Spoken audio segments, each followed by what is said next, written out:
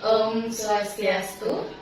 Perkenalkan, nama saya Ade Prajna Winiswara. Saya mengikuti pendidikan guru penggerak angkatan 9.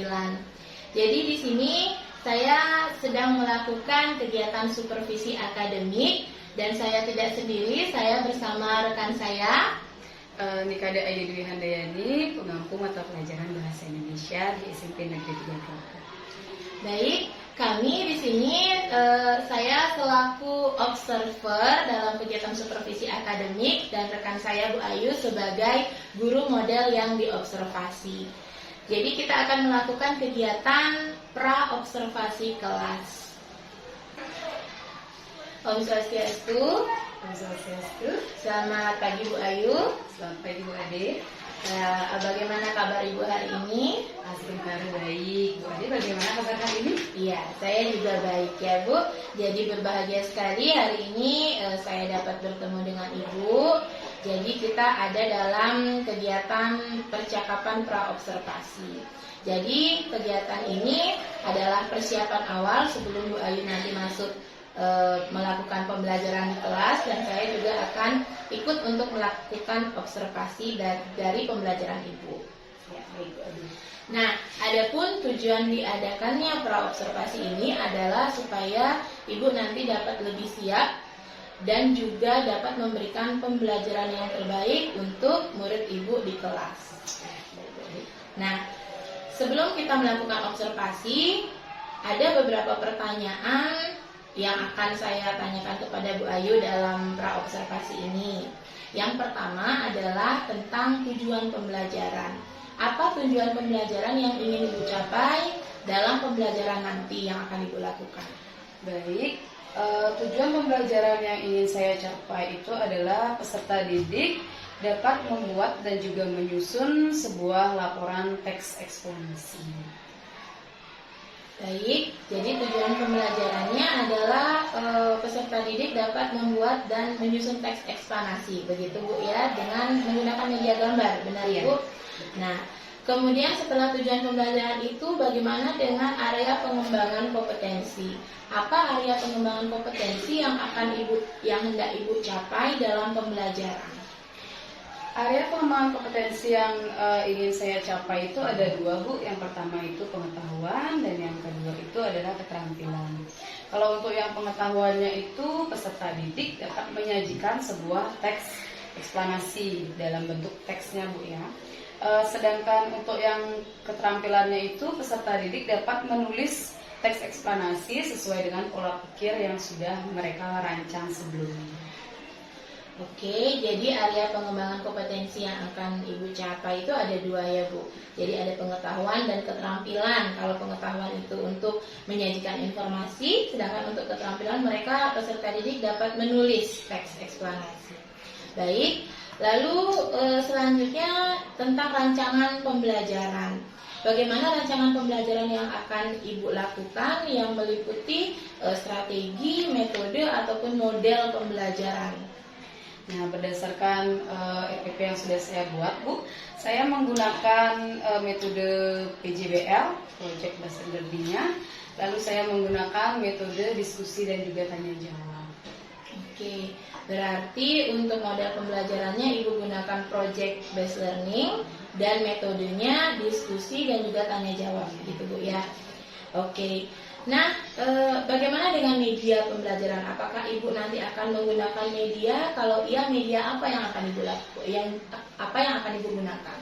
Media pembelajaran yang saya gunakan di kelas itu berupa PowerPoint untuk menyajikan materinya. Setelah itu saya menggunakan media gambar anak-anak untuk menyusun laporan eksplanasinya, dan terakhir untuk melakukan penilaian atau evaluasi saya gunakan Quizzes.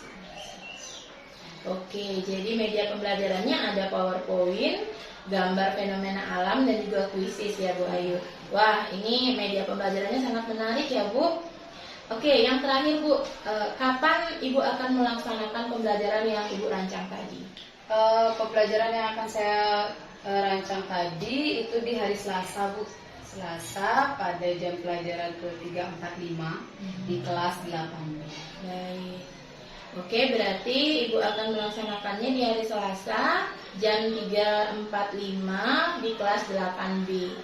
Baik, saya merasa tidak sabar untuk mengikuti pembelajaran yang Ibu lakukan. Semoga sukses dengan pembelajarannya ya Bu Ayu. Ya, terima kasih Bu Ade. Mohon bimbingannya Bu. Iya, baik, untuk kegiatan praobservasi saya cukupkan sampai di sini. Kita akan ketemu lagi di kegiatan observasi kelas. Terima kasih Bu Ayu, selamat pagi. Terima kasih Bu Ade, selamat pagi.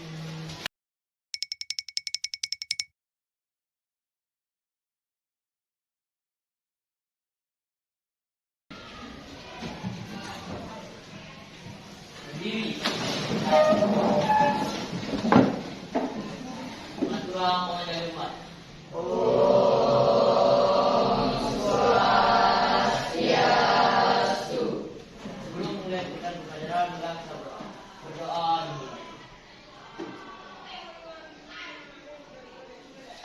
Berdoa misalnya. Baik, selamat pagi. Bagaimana kabar kalian? Ada yang tidak hadir hari ini?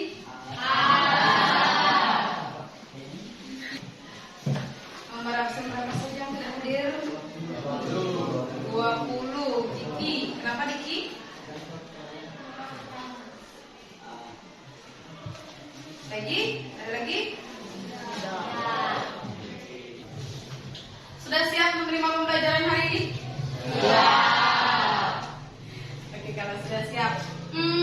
Kemarin kita sudah belajar tentang teks eksplanasi.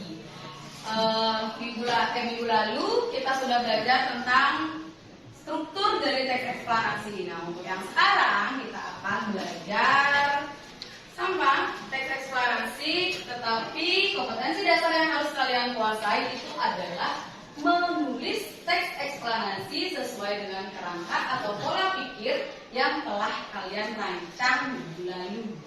Nah, tapi sebelumnya, apa sih itu teks eksplanasi? Win 20, Sudi? Teks eksplanasi adalah teks yang berisi tentang proses. Kita akan menonton salah satu fenomena alam yang terjadi di Indonesia. Sekarang kalian silakan disimak bagaimana proses terjadinya sebuah peristiwa tersebut dan analisis kira-kira penyebab dari terjadinya fenomena itu apa. Ya, Dua lempeng tektonik yang berbeda arah gerakannya akan menghasilkan tumbukan. Tumbukan ini yang menimbulkan getaran gempa bumi.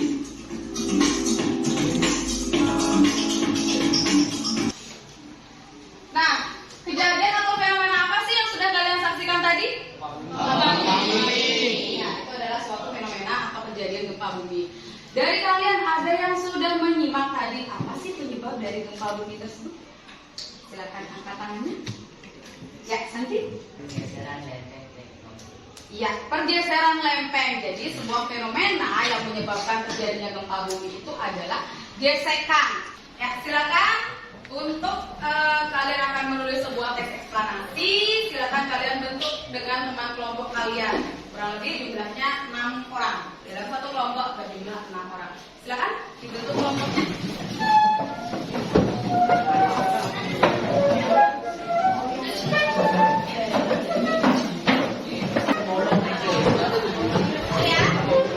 Nah, sekarang silakan masing-masing ketua kelompok itu ke depan.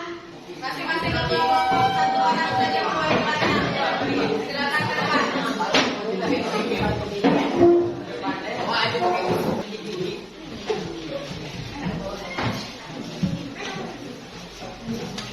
Oke, sudah semua mendapatkan gambar?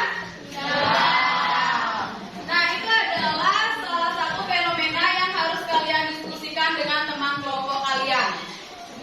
Gambar itu adalah fenomena alam yang sering terjadi di Indonesia.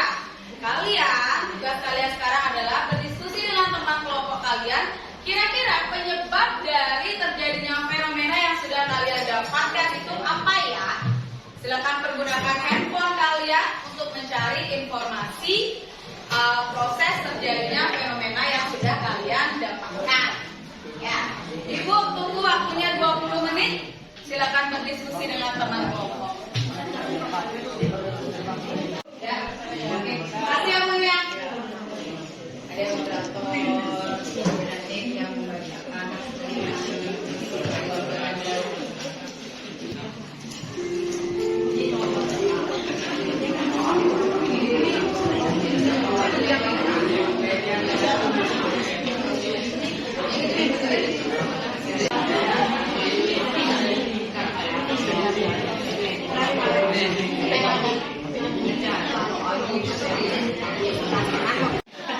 Nah, untuk sekarang sudah selesai semua? Belum, berapa yang belum? Silakan angkat tangan yang belum. Oke, sambil menyimak nanti temannya presentasi ya, silakan terus dikerjakan. Ibu akan tunjuk kelompok yang akan presentasi ke depan. Seperti biasa, kelompok yang lain menanggapi hasil diskusi kelompok temannya yang lain. Ya, moderator tidak ikut membacakan hasil presentasi. Ya, itu ingat lagi. Yang kedua, teman yang lain yang ada di mejanya boleh ikut menjawab pertanyaan dari kelompok lain. Itu. Perkenalkan, nama saya Jaya Putra. Saya di sini sebagai moderator dan ingin mempresentasikan hasil diskusi dari kami. Dan saya akan memperkenalkan teman-teman saya. Perkenalkan, nama saya Ibu Sunyawan Supati. Perkenalkan, nama saya Ibu Sri Ayu Dewi Aryati. Fenomena tsunami. Tsunami berasal dari bahasa Jepang dan terdiri dari dua suku kata, yaitu su, pelabuhan, dan nami, gelombang.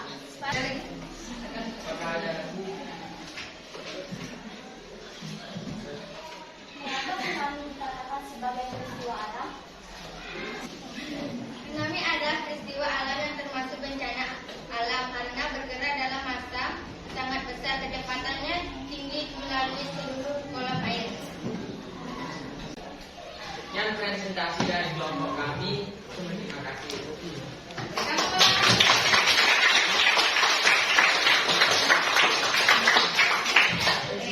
Kita cukupkan ya presentasinya dulu. Jadi, kenapa sih yang kalian dapatkan itu disebut sebagai fenomena alam? Karena itu bukan buatan dari manusia atau bukan kehendak dari manusia. Kita akan melakukan tes akhir untuk mengetahui seberapa pahamkah kalian dengan materi kita hari ini. Kita akan melakukan evaluasi dengan menggunakan quizzes ya. Oke, mulai ya.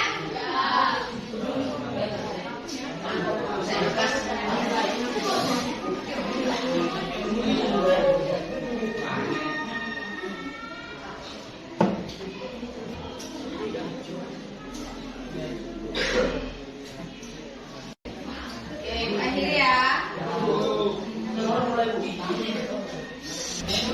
Mari kita lihat siapa ya, Intan, Resma, dan Nova Swastika. Kita tepuk tangan untuk mereka. Oke, baik. Nah, setelah pembelajaran kita sudah selesai, kira-kira di antara dari kalian ada yang bisa menyimpulkan pembelajaran kita hari ini?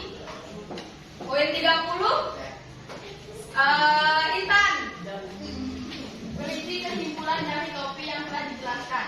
Ya, berisi kesimpulan dari topik yang sudah dijelaskan. Kira-kira topiknya apa ya yang sudah kita bahas hari ini? Silakan. Santi. Fenomena alam. Ya, tentang fenomena alam. Kesimpulan pembelajaran hari ini adalah teks eksplanasi adalah teks yang berisi tentang proses mengapa dan bagaimana suatu peristiwa alam, ilmu, pengetahuan, sosial, budaya, dan lainnya bisa terjadi yang mempunyai hubungan sebab, akibat, dan proses. Fenomena alamnya seperti hujan, pelangi, gempa, gunung meletus, dan lainnya. Ya, berikan tepuk tangan untuk Santi. Minggu depan atau pertemuan selanjutnya kita akan membahas tentang kebahasaan dari sebuah teks eksplanasi. Nah, sebelum itu akhir pembelajaran kita hari ini, silakan kumpulkan terlebih dahulu hasil diskusi kelompok kalian yang tadi barusan kalian diskusikan dan juga kalian presentasikan.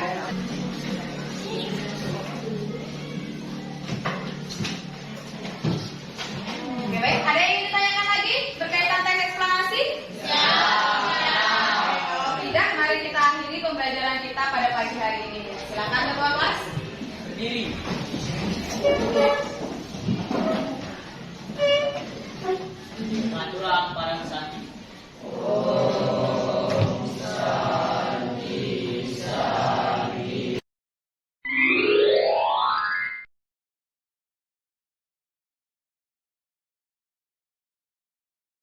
Om Swastiastu. Selamat pagi Ibu Masifa selaku pengajar praktik dan juga sama Pak Ibu Ayu selaku koci. Jadi kita berkumpul di sini dalam kegiatan pasca observasi kelas. Jadi pada hari Selasa kemarin Bu, kami sudah melakukan pengambilan video observasi di kelas dan sekarang kita akan melakukan kegiatan pasca observasi. Bagaimana Bu Ayu, sudah siap? Ya. Yang sebelumnya bagaimana kabarnya nih Bu Ayu Dwi? Ya, sekarang baik. Bu Ade bagaimana kabarnya? Iya, saya juga baik. Terima kasih. Nah, jadi kegiatan kita kali ini disebut pasca observasi ya Bu Ayu, yang bertujuan untuk mengevaluasi dan merefleksi dari pembelajaran yang sudah Ibu lakukan di kelas 2 hari yang lalu jadinya Bu Ayu ya. Nah, itu tujuan dari kegiatan hari ini. Kemudian nanti saya akan menanyakan beberapa pertanyaan tentang bagaimana kegiatan di kelas pada saat Ibu mengajar waktu itu. Baik, kita langsung saja Bu Ayu ya. Nah, yang pertama saya ingin mengetahui bagaimana perasaan Ibu setelah melakukan pembelajaran di kelas itu. Perasaan saya ketika melakukan pembelajaran di kelas itu pertama-tama sedikit tegang Bu ya, sedikit grogi karena ada yang mengawasi seperti itu di belakang kelas. Tapi dengan berjalannya waktu akhirnya saya bisa mengkondisikan kelas menjadi lebih nyaman, lebih santai semestinya saya mengajar. Jadi awalnya grogi Bu ya, tegang. tapi sekarang masih grogi juga? Sudah tidak. Baik.